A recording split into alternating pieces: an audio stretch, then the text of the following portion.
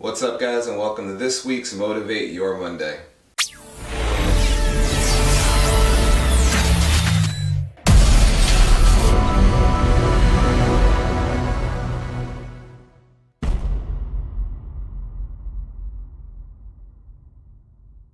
First of all, I hope everybody enjoyed their 4th of July.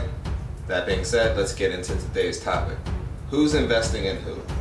Weird question, but I'm going to explain it. What I'm talking about is when we talk about your success, your goals, your dreams, realize that the investment, it goes two ways. First thing, I know everybody's thinking about themselves. Of course you are. Think about yourself. You have to invest time, money, resources into your goal, into your success, into your dream. That's great, that makes perfect sense, and you should. But what I want you guys to do is use your imagination for a bit. I want you to think about things a little bit differently. Imagine your goal is an actual person. Imagine your goal is a person in a suit in a building. And you guys have to look at that person in the face and ask them if they're willing to invest in your work ethic, in your talent, in your ability to make them happy, to make them become a reality. And if you think about it that way, your dream has to invest itself into you as well. So when I say invest both ways, are you worth being invested in? Think about it like everyday life. People go to banks and try to prove that they are worthy of getting a loan in order to open their own business, in order to further their own career. And they have to go in with a resume in hand, they have to go in with resources, they have to go in with references, and they have to prove that the bank should trust them and give them a loan. Your goals and dreams and success are essentially the same thing. Your dream has to invest itself into you, and you have to be worth the investment. A lot of us say we want to be successful, but we don't act as if we want to be successful. We just say it. A lot of people on YouTube are like that. They talk about all the things they want to do. A lot of people on Instagram are like that. They talk about all the things they want to do. We all know people who just want to be things, but they don't want it bad enough to actually go out and do something for it. They'll act like they have it. We've seen those people all the time. We've seen those people who put on shows. We've seen those people who put on really nice clothes when they can barely afford it just to look the part.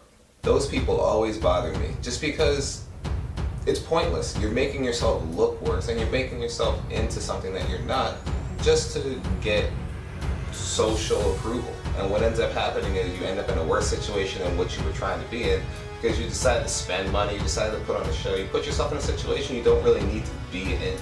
And what ends up happening even more so is then those people will feel like they have to live up to a reputation that they created up here, and then what happens is now they're stuck in this position where they have to maintain that reputation. Imagine trying to pretend that you were a millionaire your whole life when you work a 9-to-5 job.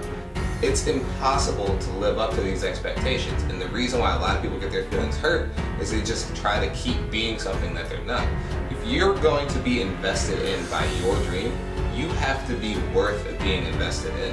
And if you're going to invest time in a dream, your dream has to be worth investing in because it's a two-way street. You and your dream have to be on the same page, otherwise somebody's going to do something that's not going to match up with the other. And what's going to end up happening is one of two things.